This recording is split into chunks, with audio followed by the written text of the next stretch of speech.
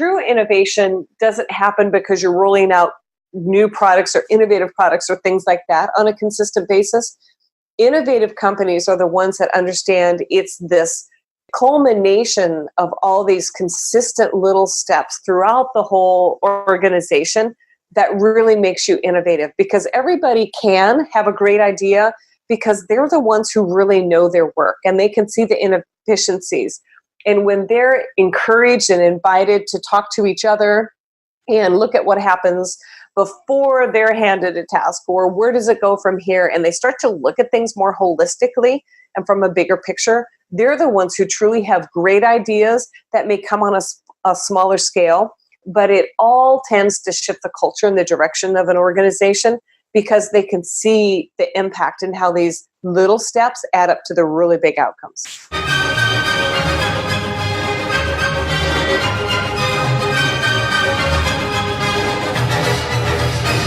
So you're a smart business committed to innovation, to service and to modern marketing, and you're asking, what's next?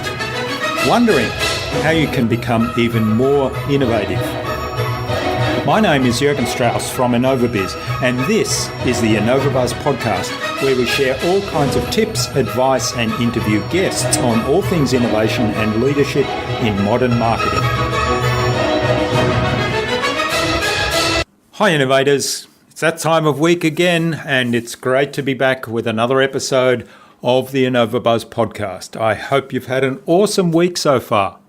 Now, I'm really excited today to have on the podcast as my guest, Carla Johnson, who's a global keynote speaker, a best-selling author, and a storyteller.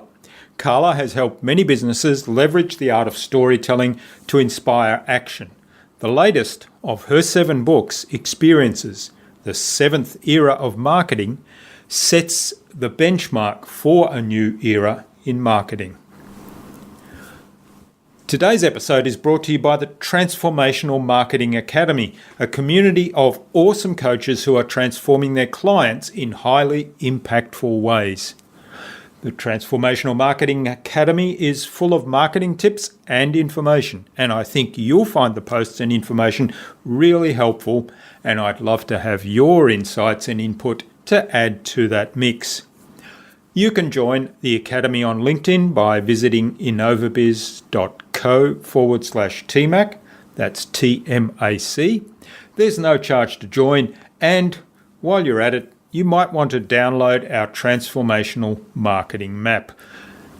And that's at innovabiz.co/TMMAP.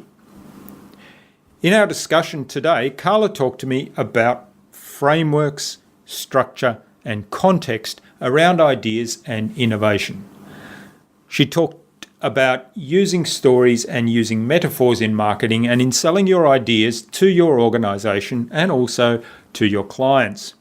And she shared a great example of using an experience from a totally different context in your own work, and that's based on a Barbie doll video.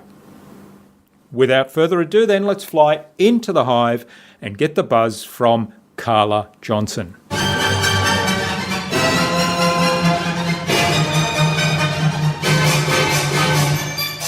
Hi, I'm your host, Jürgen Strauss from InnovaBuzz, and I'm really excited to welcome to the InnovaBuzz podcast today. And I think you're still in Barcelona in Spain. I didn't actually check in the pre-conversation. It's Carla Johnson of Type A Communications. She's a global keynote speaker. She's a best-selling author, and she's a storyteller. Now, Carla has helped many businesses leverage the power of storytelling and the art of storytelling to inspire their audience and their market into action. And she's just published the latest of her 7 books, which is called Experiences, the 7th Era of Marketing. And it kind of sets the benchmark for that new era in marketing that she talks about in the book. So welcome to the podcast, Carla. It's a great privilege to have you as a guest. Thank you. I'm so delighted to be here today. Andrew Davis, who was our guest on InnovaBizz episode 129, suggested that we interview Carla and introduced us. So a big hello to Andrew.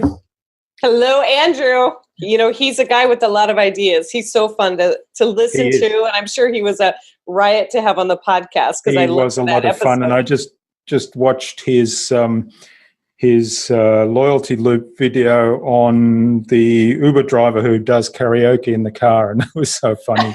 But a great message. So hello, Andrew.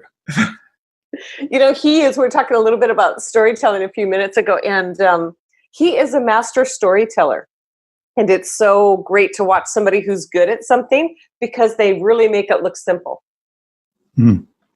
All right. Now you travel the world today teaching anyone and everyone how to cultivate idea-driven teams. And I know we talked a little bit about that in the preamble, and also how to breed unstoppable creativity and how to have game-changing innovation in their organisation. So I'm really looking forward to learning more about that today. But before we talk about all things innovation, creativity, marketing and storytelling, let's find out a bit more about you as a person. So when you were a young child, what did you want to do when you grew up? Let's see. When I was very young, I was animal crazy, and particularly horse. I loved horses, and I grew up on a farm in a really small town in the middle of America. And when I grew up, I wanted to be a veterinarian. And then as I got into middle school and high school, I wanted to be an electrical engineer. And that's what I studied for the first few years of university. Oh, that was a bit of a change. It really was. Yeah, it was. All right. And how did you end up then in kind of business and marketing? It's kind of been an interesting path for me, and one of those where you think that you should have this grand plan for your education or your career, but sometimes when you just follow what makes you happy, you end up in a really great space. And I feel like that has been my situation, because I went to engineering university to study engineering because I have 4 older siblings who were really left-brained, and so I followed that path. But just a few years in, I realized I was significantly more right-brained than I realized, and this structure of engineering wasn't for me. So I changed my major, and I have a graduate degree in history, actually. But what I did learn from the technical side of engineering, I was able to take when I started one of my first jobs, and that was doing marketing for an architecture and engineering firm. And that was the beauty of the blend between engineering and history, because history really taught me to research and look for patterns and the storytelling of a situation. And engineering taught me that technical side. So it was my ability to take that technical and turn it into a story that works so well in architecture. And then there was an amazing experience, or I guess discipline, that I learned in working with architects that I brought into marketing. And that was that ability to start with, what's the feeling that you want somebody to have when they experience your brand or your product? And in their case, it's buildings. And then how do you create that experience? And then you reverse engineer that into your strategy. So that has just been fundamental to me as a marketer in the work that I do. Yeah, I really love that. It's a great journey, and kind of when you, as you said, reverse engineer the journey in a way that gives you some ideas around that framework, and a framework for marketing, which is something that I really love when there's a good framework there. Now, you talked about... Sorry. I was going to say, I love that as well, frameworks and showing people how to think instead of, templates about exactly what to do all the time. You talked a lot about storytelling and how your history major gave you some insights perhaps into storytelling. Was that something you kind of are naturally talented at, that you or did you learn that through your history studies or through other things? I would say it's a little bit of both. I grew up in a very storytelling-oriented family. My grandfather is Danish, and he immigrated to the U.S. when he was 14. And so I grew up in this part of America that had a lot of European immigrants. And I would, as a little girl, sit around and listen to them when all of our neighbors got together, or if we had family get-togethers, and they would tell story after story after story. And so if it wasn't a natural talent, then it was something that I grew up around and was so familiar with. And it's amazing how, even if it's a story that you've heard over and over and over again, when it's told really, really well, it's fabulous to watch and see how that just attracts the audience and makes the same people enjoy it again and again. And I think it's that mastery of creating a narrative, infusing that tension, and understanding how that creates such a strong emotional bond with people. So I'd say, that's where I really started my storytelling process and my storytelling love. I just didn't realize it because it was the kind of culture that I grew up in. Yeah, yeah. And when did you realize that this had a direct application in the work that you were doing? To be honest, it was probably about 10 years into my career, because I just, going from university and into was history and then into the architecture profession, all of that was so natural that I assumed all marketers knew how to do that. And then I we lived in Omaha, Nebraska, and we moved to Denver, Colorado. And I got a job there in a telecom firm that was very product oriented. And all of a sudden, there was no storytelling. It was really more about, here's what we have to sell, here's the features and benefits and all the technical aspects of it. And I thought, how do these people get anybody to be interested in what they have to sell? Because to be honest, it was so boring. But they said, this is what the engineers who make the decisions, they love this stuff. And that's all they could focus on is what those engineers wanted, and what I now realize is the really bottom of the funnel decision making. And in that role, it was a great experience because we took the company through an IPO and it went public. And so in that case, we had to spend so much time telling the story of the company and the value that we delivered to customers. And it was during a big shift in how the company itself and talked about itself. So that was amazing for me to really watch a company transform through that over a couple of years and see how employees connected differently with the company, because finally they really understood what the company was about beyond just what it was that they sold. Yeah. Yeah, I think it's still all too common today that businesses sell the technical aspects. I mean, it's hard to even get them to focus on benefits to the customer. They kind of are so enamored by the features of their product or services, let alone take those benefits and turn them into a story around the customer experience.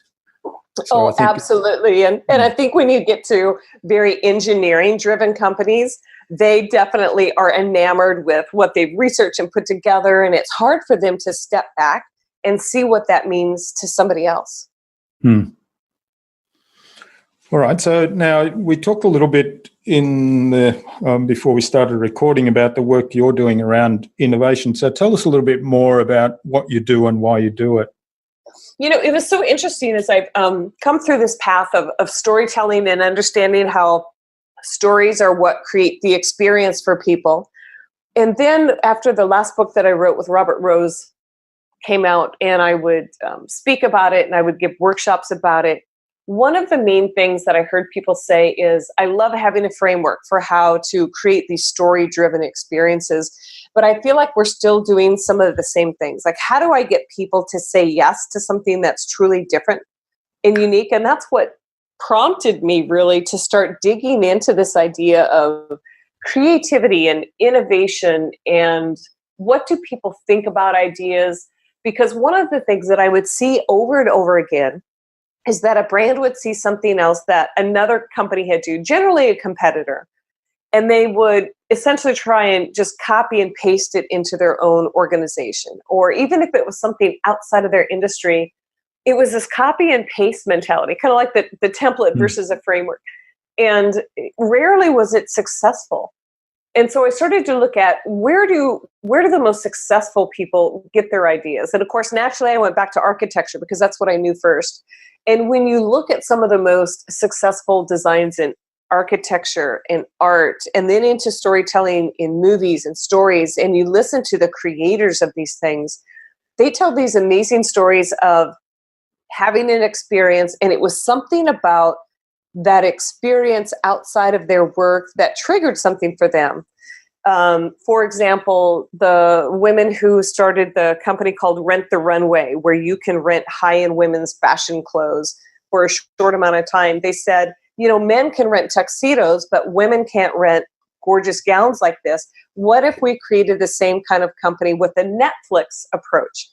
And so they were able to look at what worked in a different industry and take the essence of it, not just copy and paste it, and then they could relate that into their own work and make it successful.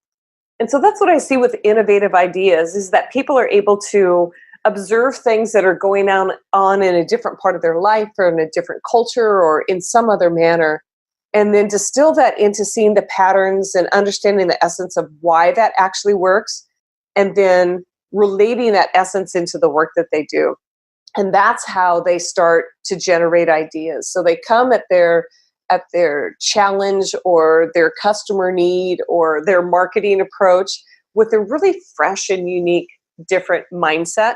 And that's why they're able to consistently put out work that's exciting and amazing and, really keeps us wanting to know what's around the corner. Yeah, I love that approach. And we raised frameworks earlier, but the idea of looking at how somebody else has done something, but then looking at what's behind that in terms of the experience, in terms of the structure of what they've done, in terms of the principles that they've applied, and how can you then take some of those learnings and apply it to a different situation or a different customer experience. I think that's what the essence of what you're talking about, is it? Absolutely. And it seems really, really simple, but it's that ability to understand and then relate it into the work that's so hard to do because that's not a skill that we practice. Yeah, and in some ways, fundamentally, it's taking another model and learning from the model, which is the way we kind of learnt as children anyway, but in a way that you're not actually copying it, you're putting your own unique experience on the framework. Exactly, because you see that all the time with little kids and Legos, and you'll ask them what they built, and they'll say it's a ginormosaurus or something where they blended a Tyrannosaurus with a giant building or something, and they blend those in their mind. They're so practiced at putting those ideas together. Yeah. Now, the other thing you mentioned earlier when we were having our intro was around the democracy of ideas. And I'm interested to hear some more about that, because I think today there's a discussion around open sourcing. So I work in the website space, among other things, and WordPress now powers something like 30% of the websites on the internet, and it's an open source system. And the whole principle behind that is that because it's open sourced, there's a massive community of developers around that can add to the platform, and therefore it ends up being better than it would be if it was owned by a company and it was kind of confidential and only those people in the company could work on it. So tell us a little bit about this whole idea of democracy of ideas. That's a great analogy, because we see that with WordPress, we see it with Linux in the technical space. And in a lot of organizations, when it comes to innovation and great ideas, what has happened is that they have set up a specific group who's responsible for new ideas, and they tend to be very product or service oriented. So you may have a research and development group, you may have a specific group that's tasked with innovation. And what happens is that group gets siloed in their own area because they're supposed to focus on one thing. And even if it's innovation in that one area, they're isolated from everybody else within the company. And a couple of things start to happen from the cultural dynamics in these organizations. One is that if you ask somebody else within the organization, somebody in marketing or IT, about come up with something that's new and innovative to approach what's needed for a customer need, they say, no, that's not our responsibility. That's the responsibility of the innovation group. Like, they're the ones who own that. Mm-hmm. Or people will say, I don't know if I'm smart enough, because it's the innovation group who they have the PhDs, and they have the people who know anthropology, or they know design thinking, or they know all of these. They have all of these somewhat special criteria in the minds of everybody else in the company that they don't have. So they don't think that they can be the innovative ones or the ones who can come up with these monumental great ideas. But in companies that say, we don't just innovate, like these companies that focus on research and development and having these specific innovation groups, there's the ones who really focus on how do we innovate what we do. But in the other kind of companies, I say that they're innovative versus they focus on how to innovate, because they look at how can anybody in the organization bring a great idea to the table. Because true innovation doesn't happen because you're rolling out new products or innovative products or things like that on a consistent basis.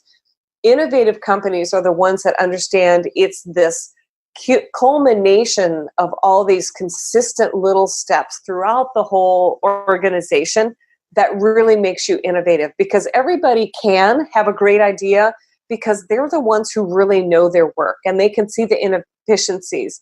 And when they're encouraged and invited to talk to each other and look at what happens before they're handed a task, or where does it go from here, and they start to look at things more holistically and from a bigger picture, they're the ones who truly have great ideas that may come on a smaller scale, but it all tends to shift the culture in the direction of an organization because they can see the impact and how these little steps add up to the really big outcomes.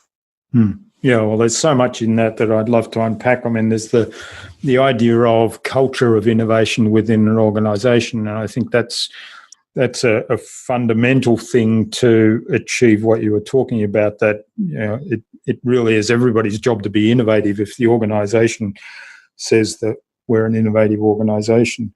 But then there's the question of, if you have that culture, how do you recognize a good idea as an individual? How do you sell an idea that you have to the organization? How do you, convince enough people that there's merit to pursuing that idea so that it actually develops legs and is explored and perhaps ends up contributing to the bottom line?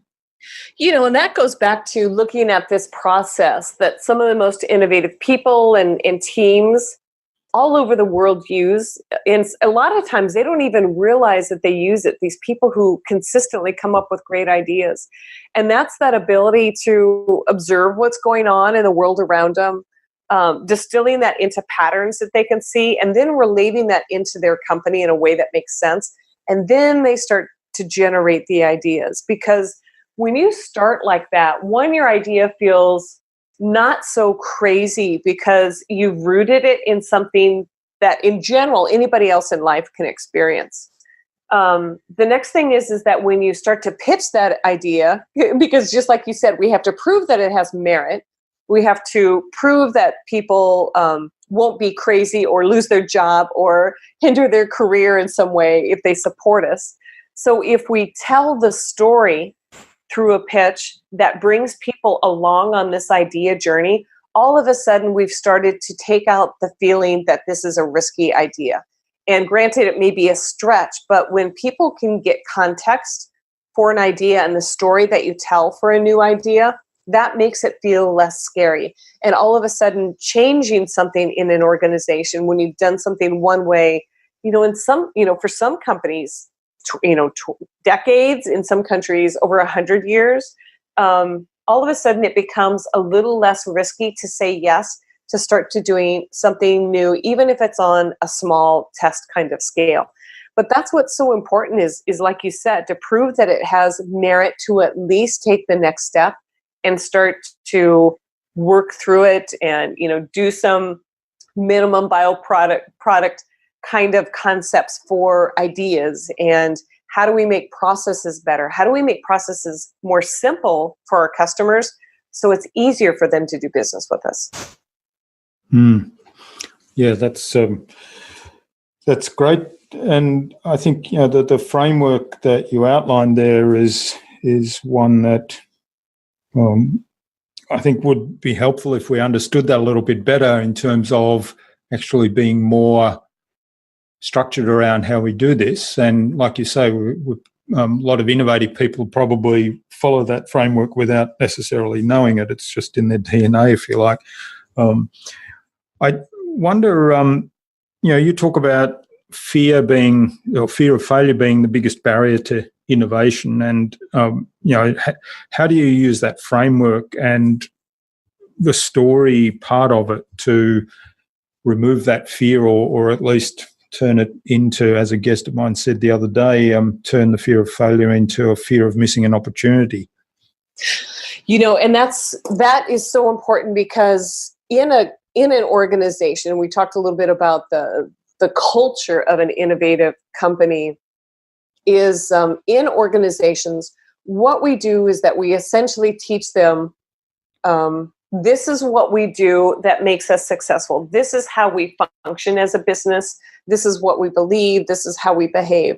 And then you introduce a new idea into that organization, and that starts to push at the boundaries of what's been okay up until then. And when you do that, that's when people have their fear activated, because they say, this is too much risk, and this is too outside of all that we've been told is okay for so long. And so when you are able to tell that story in a way that gives people context and understanding, and bring along the thread of where you've been as a company, and what has been successful and what has worked, and how this new idea actually continues to bring that forward or evolve it in a way that's helpful and beneficial and oftentimes really necessary for a company, that's when you start to connect the dots for people, and they don't feel like they're, jumping off a cliff and who knows what's going to happen and where they're going to land. But they start to see a path forward for them that makes sense. And when they can emotionally connect those dots, then they feel less fearful because they feel less risk. It doesn't mean that it's not risk at all, but it at least starts to put things into context for their mind and connect it with all they've been taught that is okay for their company culture in the past. Do you have a story or an example that you can illustrate kind of this whole process with?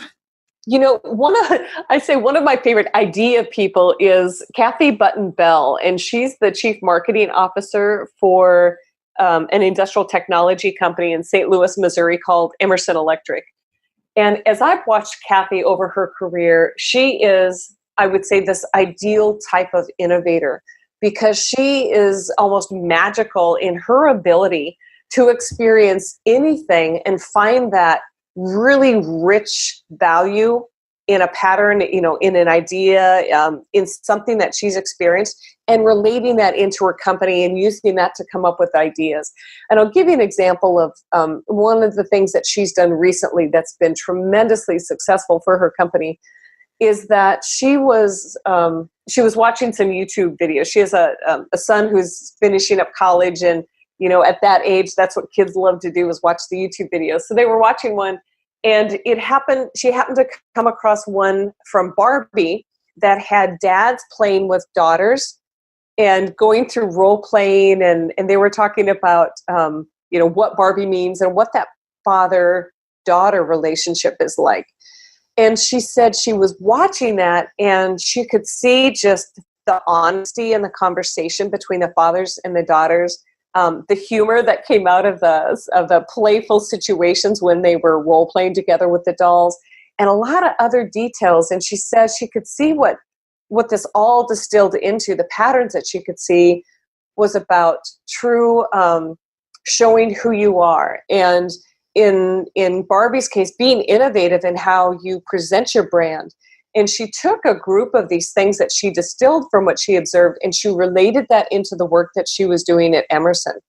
And they were getting ready to launch new values to the organization. And there are 75,000 people all around the world.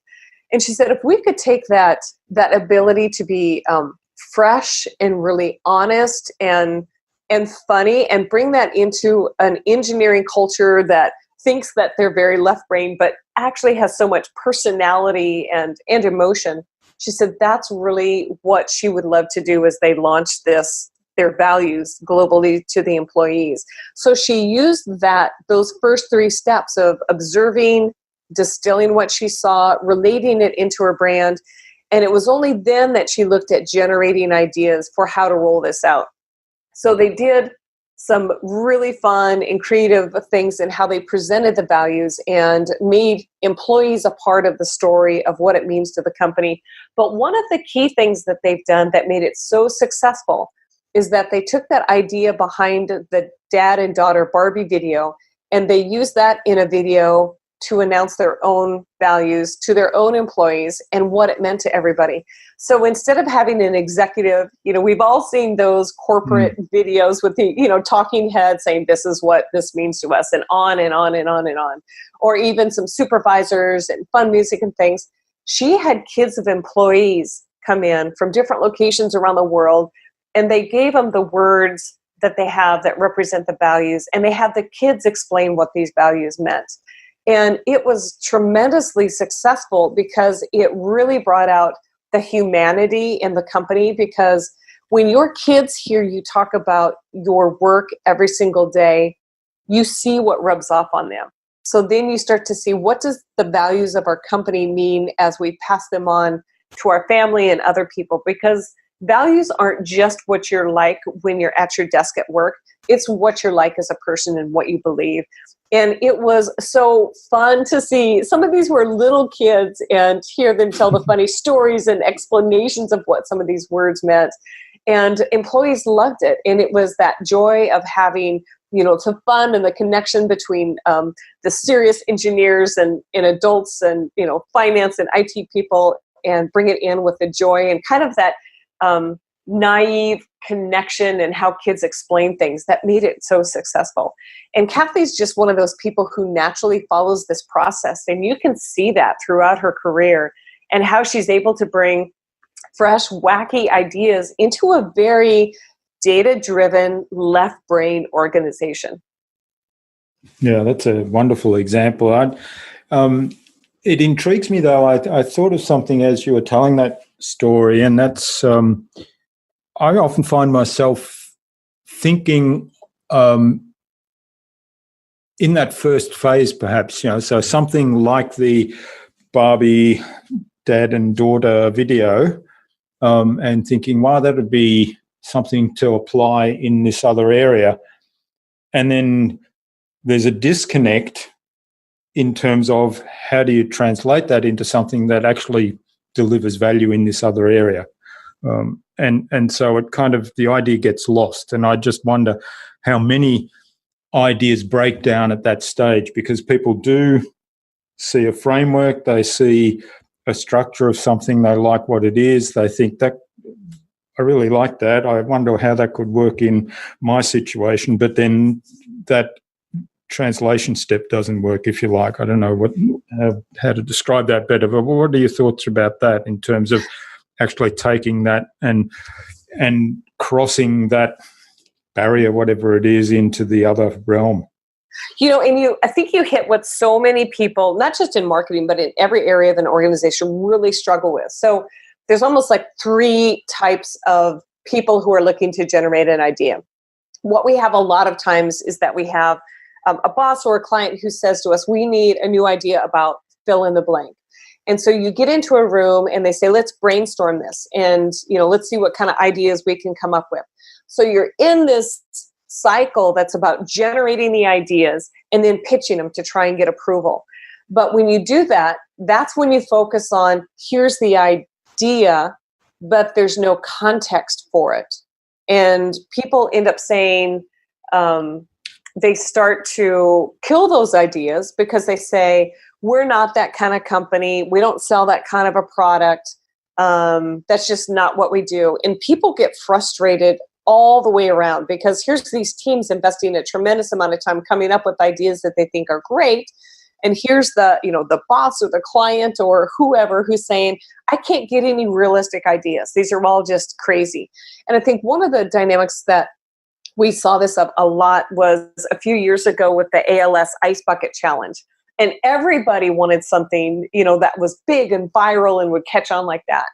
And that was what they used as their criteria. How do we make something big and viral instead of looking at what really happened to make that campaign a success?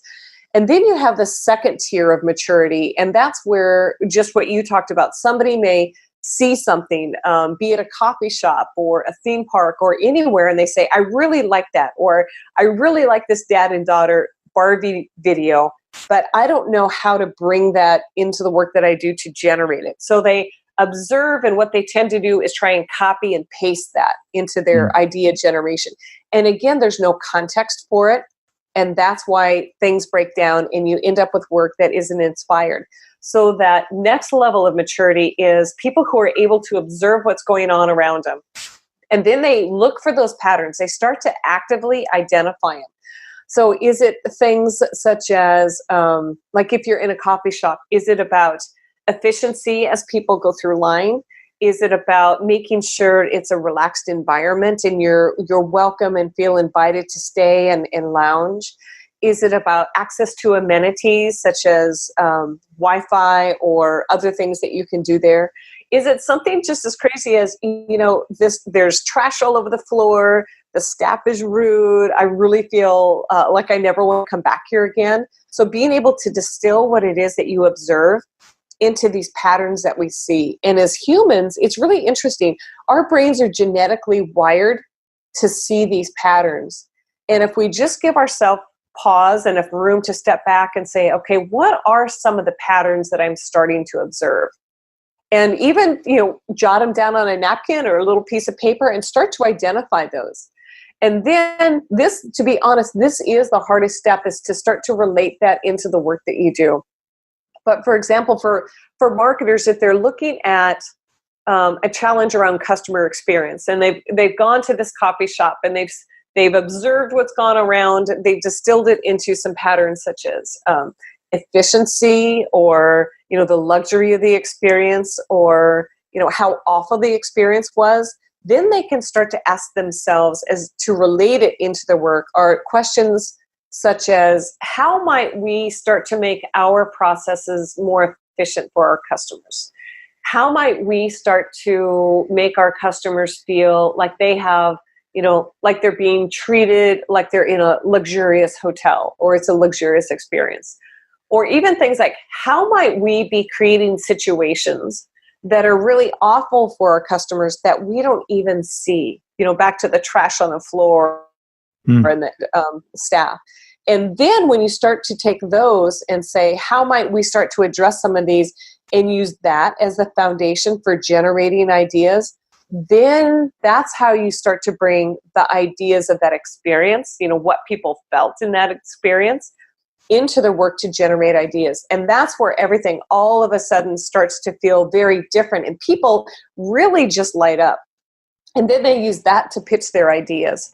Because when you do that, when you pitch an idea and you start with, here's something I observed the other day, and you get into some detail about it, and then you tell people, of all of this that I saw, here's the pattern that I saw. And I started to think, how could we do that as a brand? And then that's how you came up with your idea. When you pitch an idea, what that does is it brings people along for the journey. And it's storytelling in a way that gives it context for people's brains. And then they're able to connect with it. Because one of the things that I've seen that is so critical is that even the best of ideas can get killed with bad pitches, because we don't know how to help someone else see the idea that we see and what we can do with it. And when we don't present ideas in a way that gives people context, what it does is it activates something that I call brand detachment disorder. And they're not able to see the essence and the genius behind another idea and how it can relate to the work that they do. And so they start to detach from that other experience. Emerson and a lot of Kathy's coworkers could have said, we're not Barbie. We don't sell little plastic, dolls, and we don't do that. We're a serious engineering company. But she was able to translate that idea and relate it into her brand in a way that made sense and tell that story over and over, that people were excited to see it come to life. Yeah, I like that. It kind of borrows a lot from the storytelling process that I believe you teach. I mean, you certainly talked about it in a lot of the publications that I looked at, and that's widely using metaphors to put things in context. And the example you gave there of the restaurant where, let's say there's rubbish on the floor. Now, the staff in the restaurant might not even notice the rubbish anymore, but the customer comes in and sees the rubbish there. And so that becomes the metaphor in the different context. What's the rubbish on our floor that we don't see and our customers don't like? Exactly. And when we think of it that way, all of a sudden people in an organization go, wow, I never thought of it like that. And it gives them heightened awareness as they go back and they go through their day-to-day activities. And they start to say, oh, wow, maybe this isn't as cool for our customers as I thought it would be, or as efficient or anything else. And it makes them think differently.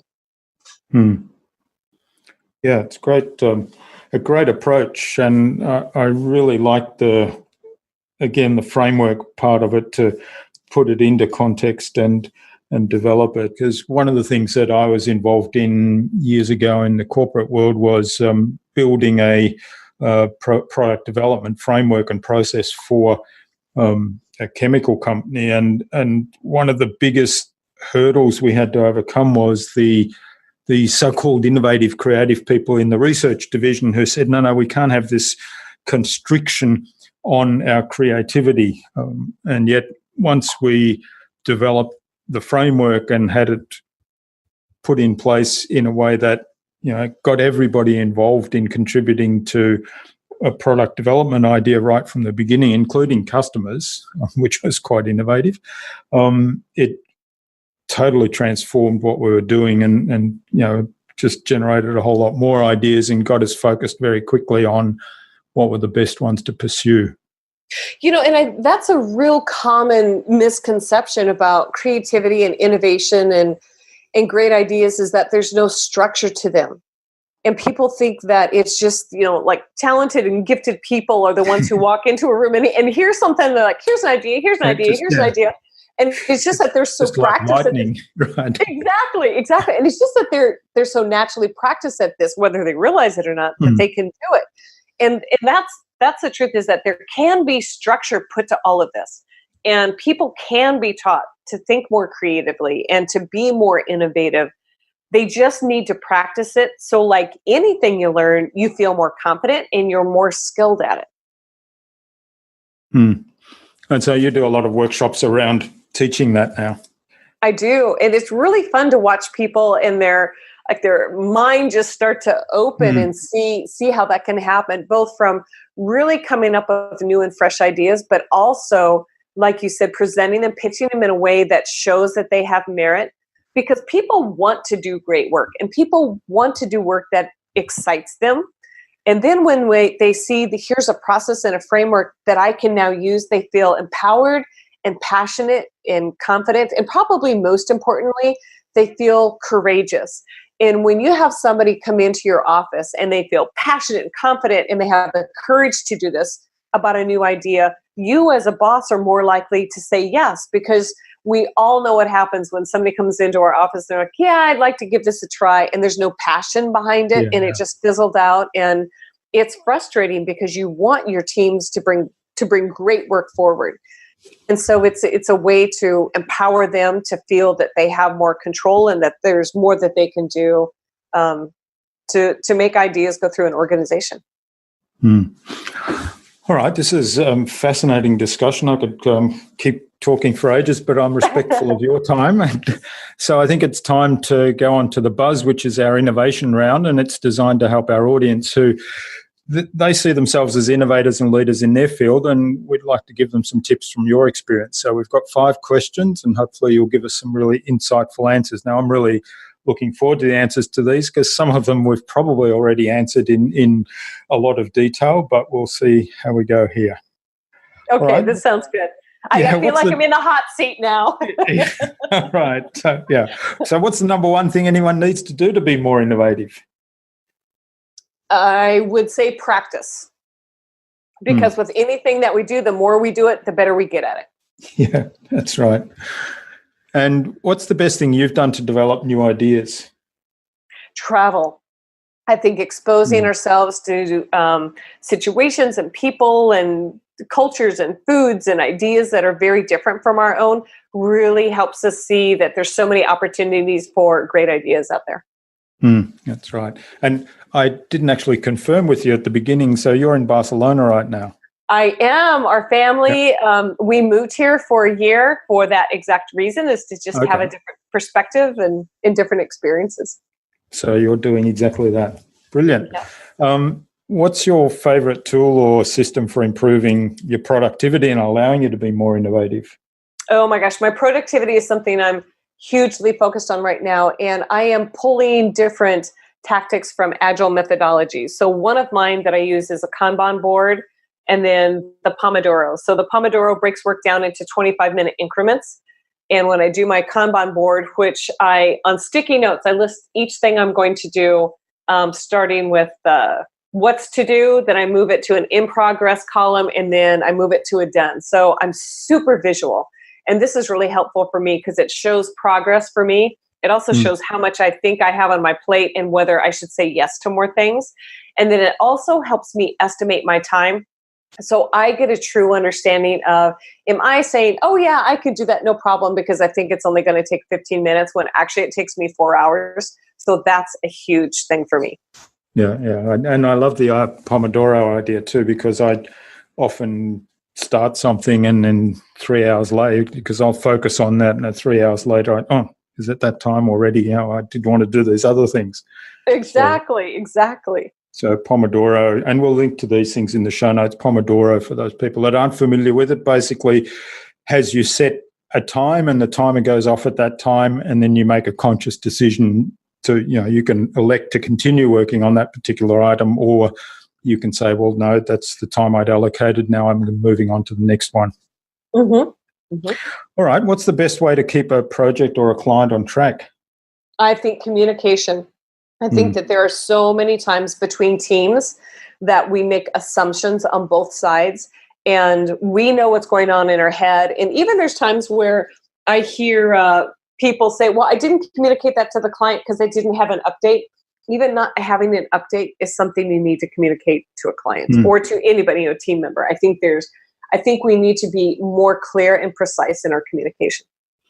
Yeah, that's great advice. And we're trying to improve our own communication there with the clients. Exactly what you say there. If we, everything's on track, we haven't needed to intervene or do anything. And I say, well, let's send that update to the client, because exactly it might be boring, but at least it's the communication and everybody knows what's going on. All right. What's the number one thing anyone can do to differentiate themselves? Understand what it is that they stand for. And one of my favorite books ever is a book by a man named Roy Spence. And he wrote this book called It's Not What You Sell, It's What You Stand For.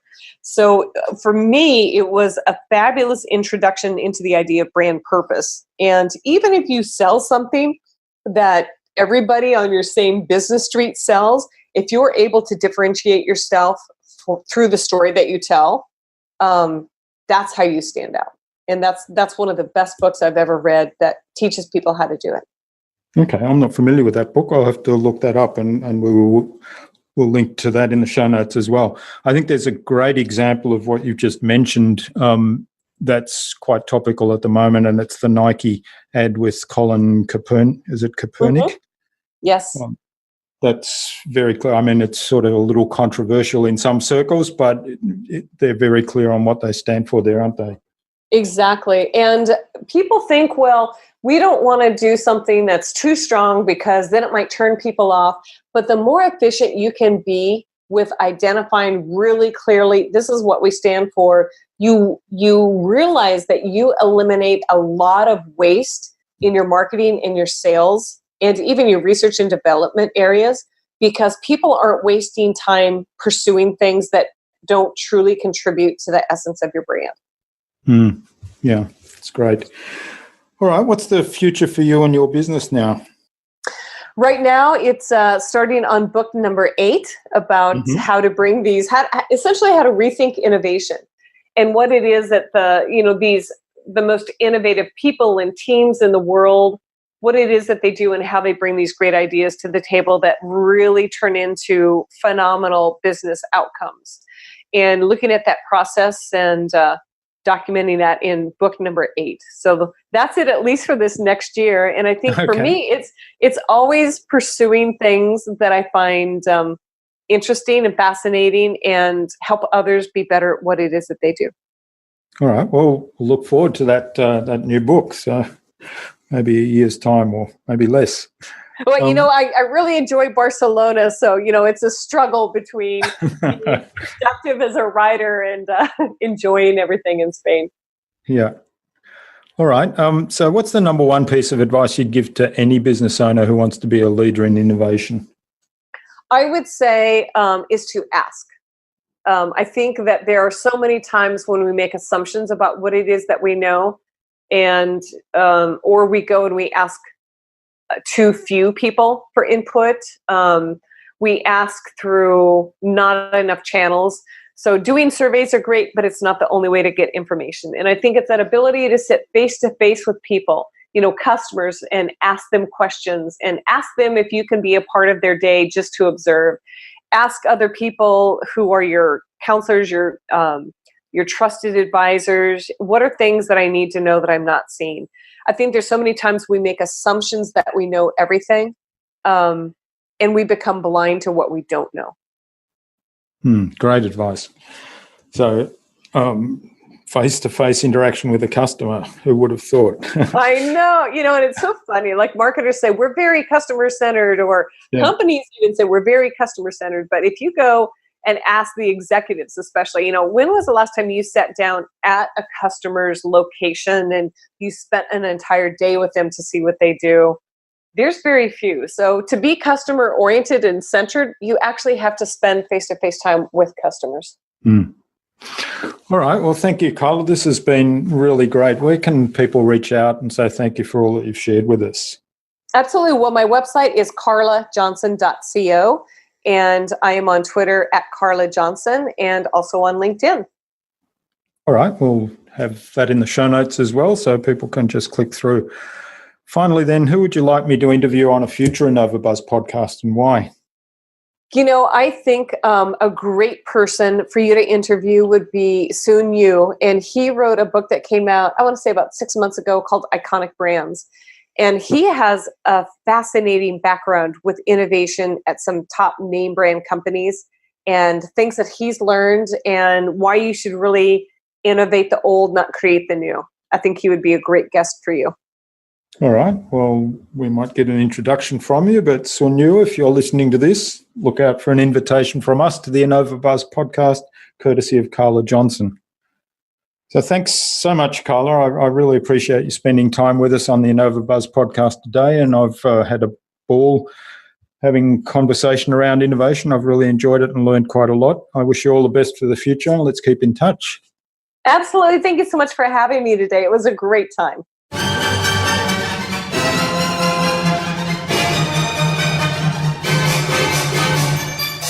I hope you enjoyed meeting Carla and, as I did, noted some actions you'll take as a result of the great advice she shared with us. My regular listeners know that I'm a big fan of frameworks, and I particularly loved Carla's explanation of a framework for innovation and generating ideas in one context, then transferring them to another. I'd love to know what you took away from Carla's interview. Leave a comment below the blog post, which can be found at innovabiz.co/Carla Johnson.